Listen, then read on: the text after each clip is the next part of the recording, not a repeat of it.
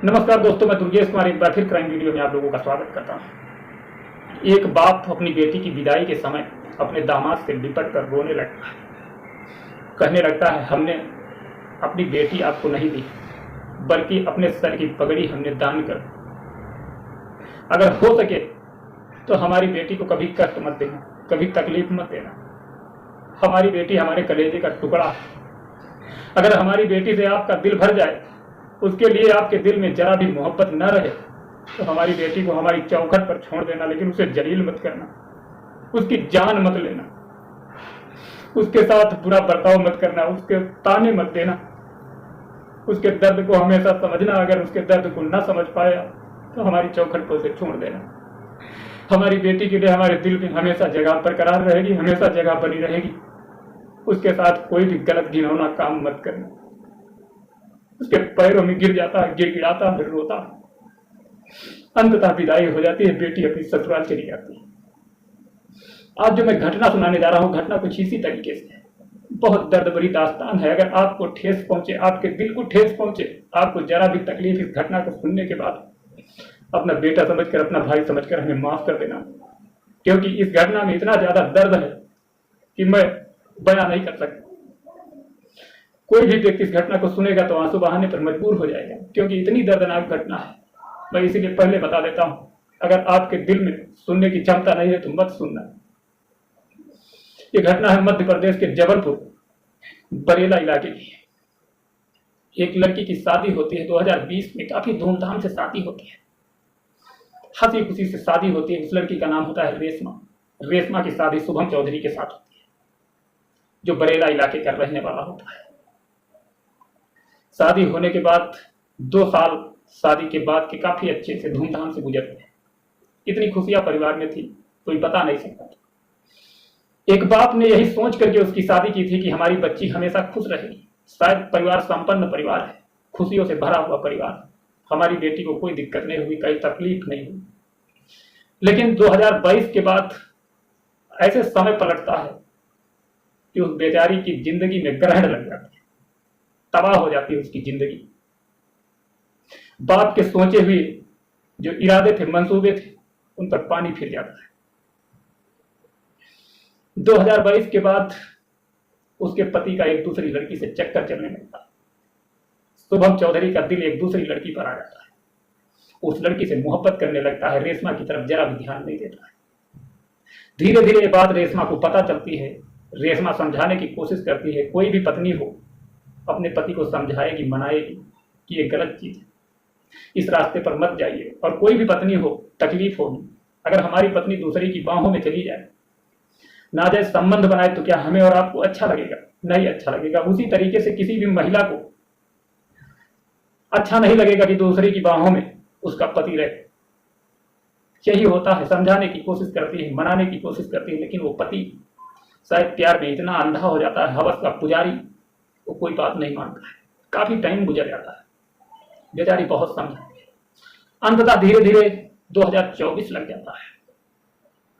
2024 लगने के बाद जब वो नहीं मानता है, जहां तक होता है कि रेशमा के समझाने पर वो मोबाइल पर बात रेशमा के सामने ही अपनी गर्लफ्रेंड के साथ करने लगता है। अपनी प्रेमिका से चैटिंग उसके सामने ही करने लगता है। अब पानी सर तक आ गया था। रेशमा समझाकर थक गई थी। अब वो धमकी देने लगती है कि अगर आप नहीं मानेंगे तो हम खुदकुशी कर लेंगे। लेकिन इस बात पर जो नहीं मानता है, और शायद शुभम चौधरी की जो गर्लफ्रेंड थी, वो भी चाहती थी कि रेशमा हमारे रास्ते का कांटा है, वो कांटा हट जाए। अगर वो कांटा हट जाएगा तो शायद हम और शुभम एक साथ रह पाएंगे। अब उसका इरादा हो या ना हो, लेकिन शुभम का यही इरादा बन जाता है कि रास्ते का कांटा रेशमा है, रेशमा को रास्ते से हटाना पड़ेगा। और यही होता है। रेशमा को कांटा समझकर रास्ते से हटाने के लिए वो प्लानिंग करने लगता है। अपने 3 दोस्तों से मिलता है, उन्हें पैसे का लालच देता है कि रेशमा को किसी तरीके से रास्ते से हटाया जाए। रेशमा हमारे प्यार के बीच में दीवार बनकर खड़ी है। अब रेशमा की मौत की प्लानिंग शुरू हो जाती है और दिन समय हर एक चीज क्लियर कर दी जाती है। अब रेशमा का पति शुभम उसे कहता है, चलो ससुराल घुमा लाते हैं, यानी उसके मायके ले जाने की बात कहने लगता है। रेशमा का एक बच्चा होता है जिसकी उम्र होती है 1.5 वर्ष, और रेशमा फिर से दोबारा प्रेग्नेंट होती है। उस प्रेग्नेंट महिला को लेकर के शुभम चौधरी अपनी गाड़ी में बिठा करके चल देता है, और चलने के बाद सबसे पहले पाट बाबा मंदिर गया, वहां दर्शन करवाया। दर्शन करवाने के बाद फिर खमारिया थाने के मढ़ई रांझी की तरफ से ससुराल जाने की बात कही। रेशमा इस पर भी तैयार हो गई। उसको पता नहीं था कि क्या प्लानिंग है, आखिर क्या होने वाला है। उसको यही पता था कि मैं अपने मायके जा रही हूँ, अपने पिताजी से मिलूंगी, अपनी माँ से मिलूंगी, अपने भाई और बहनों से मिलूंगी। बेचारी ना समझ चलती रहती है, जैसे वो कहता है उसी तरीके से बराबर चलते रहते हैं। प्लानिंग के तहत तीनों दोस्त इंतजार कर रहे होते हैं, और जैसे ही रास्ते में दोस्त मिलते हैं, दोस्तों को गाड़ी में बिठा लेता है। गाड़ी में बिठाने के बाद रांझी के पास अपने बेटे के साथ गाड़ी से उतर जाता है, और वो तीनों दरिंदे उसी गाड़ी में बैठे रहते हैं और रेशमा को जकड़ लेते हैं, पकड़ लेते हैं। प्लानिंग के तहत रेशमा की गला घोट कर हत्या कर देते हैं, और हत्या करने के बाद फिर से शुभम गाड़ी में बैठता है अपने बच्चे के साथ, और लगभग 20 किलोमीटर तक गाड़ी चलती रहती है। 20 किलोमीटर तक गाड़ी चलने के बाद एक जगह पर रुक जाती है। उस जगह का नाम होता है माढ़ोताल मारघटाई। अब माढ़ोताल मारघटाई के पास गाड़ी रोकने के बाद वहां पर एक तमाशा तैयार किया जाता है कि किसी को शक न हो। सबसे पहले गाड़ी में तोड़फोड़ की जाती है। गाड़ी में तोड़फोड़ करने के बाद वो तीन जो दरिंदे दोस्त थे उसके, वो दोस्त एक बड़ा सा पत्थर उठाकर उसके सर पर मार देते हैं। अब शुभम लहूलुहान हो जाता है। पत्थर इसलिए मारा गया कि किसी को शक न। तीनों दोस्त वहीं पर उतर लेते हैं। उतरने के बाद शुभम फिर किसी तरीके से गाड़ी को लेता है और गाड़ी ले करके अपनी ससुराल पहुंच जाता है, मदर टेरेसा नगर। ससुराल जब पहुंचता है, ससुराल पहुंचने के बाद अपने सालों से पूरी बात बताता है। पूरी बात बताने के बाद ससुराल के लोगों का सहयोग लेकर के हॉस्पिटल पहुंच जाता है। हॉस्पिटल में जैसे ही पहुंचता है, डॉक्टर उसकी पत्नी को देखते हैं, उसे मृत घोषित कर देते हैं।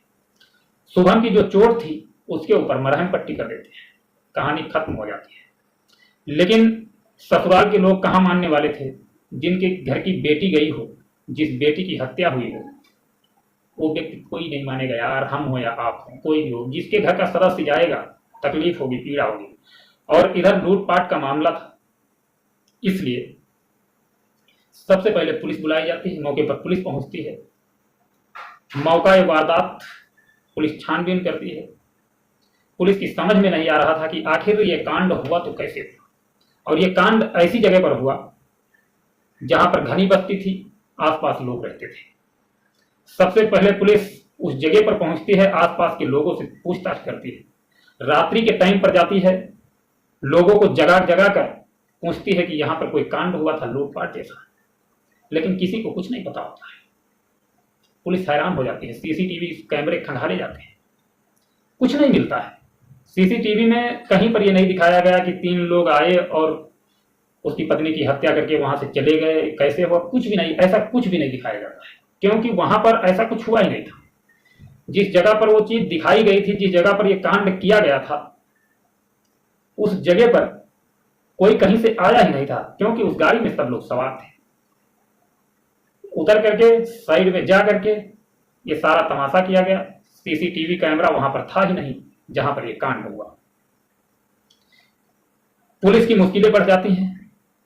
लोग कुछ बताने को तैयार नहीं थे। किसी को कुछ पता हो तब तो बताए, ऐसे कौन बताए। लेकिन पुलिस मानती नहीं है। पुलिस के अंदर अगर ईमानदारी है, सच्चाई है, पुलिस किसी भी मुजरिम को बाहर आराम से ला सकती है।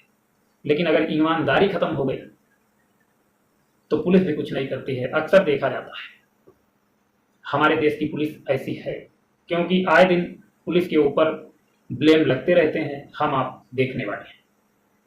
इतना सब होने के बाद पुलिस नहीं मानती है। पुलिस सबसे पहले सीडीआर निकलवाती है, यानी कि मोबाइल की कॉल रिकॉर्डिंग निकलवाती है। जब मोबाइल की कॉल रिकॉर्डिंग निकाली जाती है तो उसमें दिखाया जाता है कि पत्नी से बात हुई, और पत्नी से बात होने के बाद 3 अन्य लोगों से बात हुई। लेकिन ये क्लियर नहीं था, ये कंफर्म नहीं था कि किस लिए बात हुई 3 अन्य लोगों से। और 3 अन्य लोग जो थे उनके नाम होते, एक का नाम होता है प्रहलाद सिंह ठाकुर, और दूसरे का नाम होता है शिबू चौधरी, और तीसरा व्यक्ति जो होता है उसका नाम होता है अनुराग। पत्नी से बात होने के बाद 3 अन्य लोगों से बात हुई, और उसी टाइम पर बात हुई जब वो अपने घर से ससुराल के लिए निकला। तो पुलिस को थोड़ा डाउट होने लगा कि इसमें कहीं ना कहीं शुभम चौधरी का हाथ है। पुलिस का शक जब होता है तो पुलिस शुभम से पूछताछ करने लगती है कि आखिर हुआ क्या था, आप सत्य बताइए जो हुआ था। जब वो बताता है तो पुलिस पहली बार जब सुनती है तो पुलिस को लगता है कि ये सत्य कह रहा है, सही कह रहा है। पहली बार ये बताता है कि 3 दरिंदे गाड़ी रुकवाते हैं, गाड़ी रुकवाने के बाद हमारे ऊपर जोरदार पत्थर से वार करते हैं और मैं लगभग 20 मिनट तक बेहोश हो जाता। जब मुझे होश आता है तो मैं देखता हूं कि हमारी पत्नी की हत्या हो चुकी थी। गला घोंट कर हमारी पत्नी की हत्या करके वो वहां से फरार हो चुके थे। लेकिन लगभग आधा घंटे बाद पुलिस फिर से उससे पूछताछ करती है कि आखिर एक बार क्लियर करके सोच समझ कर बताइए क्या हुआ। अब उसकी बात पलट जाती है। बात पलट ऐसे जाती है, वो कहता है कि सबसे पहले उन दरिंदों ने हमारी गाड़ी रुकवाई। गाड़ी रुकवाने के बाद हमारी पत्नी के पास पर्स था, जो जेवरात थे, गहने थे, वो सब छीन लेते हैं। छीनने के बाद हमारी पत्नी का गला घोंटकर हत्या कर देते हैं, और गला घोंटकर हत्या करने के बाद हमारे सामने ही हमारे सर पर पत्थर से वार कर देते हैं और मैं भी बेहोश हो जाता हूं। पुलिस यहीं पर पकड़ लेती है कि ये व्यक्ति झूठ बोल रहा है। पहले ये कह रहा था कि सबसे पहले हमारे ऊपर पत्थर से वार किया जाता है, उसके बाद पत्नी की गला रेत कर हत्या की जाती है, मैं 20 मिनट तक बेहोश रहता हूं। दूसरी बार कह रहा है कि हमारे सामने सबसे पहले गहने छीने जाते हैं, पर्स छीना जाता है, उसके बाद गला रेत कर हत्या कर दी जाती है, और फिर हमारे सर पर पत्थर मारकर मुझे बेहोश कर दिया जाता है। पुलिस को शक होती है कि आखिर एक इंसान से दुश्मनी हो सकती है, लेकिन एक महिला से किसकी दुश्मनी हो सकती है। अगर उस महिला की मौत हुई थी तो साथ में उसके बच्चे को खरोचाना चाहिए था, क्योंकि छीन झपट में ऐसा हो सकता था। बच्चा तो महिला के पास रहा होगा। और दूसरी बात, जब उस महिला की हत्या हुई तो साथ में उसके पति को भी मरना चाहिए था, क्योंकि किसी महिला की दुश्मनी किसी व्यक्ति से नहीं हो सकती है इस तरीके से। उसे पकड़ लिया जाता है, उसकी जब बात फंसती है तो उसे अलग अलग तरीके से पूछताछ की जाती है। जब अलग अलग तरीके से उससे पूछताछ की जाती है तो वो जुर्म कबूल करता है। जिस समय एक बाप अपनी बेटी के कातिल को देखता है अपनी नजरों से, उसकी आंखों से लहू निकलने लगता है, उसकी आंखें सुर्ख लाल हो जाती। कर क्या सकता था बेचारा, बिलक बिलक कर रोने लगता है। माँ बाप रोने लगते हैं, उस लड़की रेशमा के भाई रोने लगते हैं, बहुत तड़पते हैं बेचारे। जिस टाइम वो सुनते हैं कि हमारा दामाद ही हमारी बेटी का कातिल है, बेचारे फूट फूट कर रोने लगते हैं, कहने लगते हैं हमने गलत जगह पर शादी कर दी, हमने जो सोचा था ठीक उसके विपरीत सब कुछ निकला। खैर, इस दुनिया से वो बेटी चली गई। इसीलिए हम आप लोगों से रिक्वेस्ट करते रहते हैं हमेशा कि यार हमेशा शादी सोच समझ कर करना, क्योंकि इंसान का कोई भरोसा नहीं, कौन सा इंसान कब पलट जाए। इस घटना से लेना चाहेंगे, इजाजत, मिलेंगे नेक्स्ट वीडियो में। तब तक अपना ख्याल रखना, अपने परिवार का ख्याल रखना। जय हिंद, जय भारत।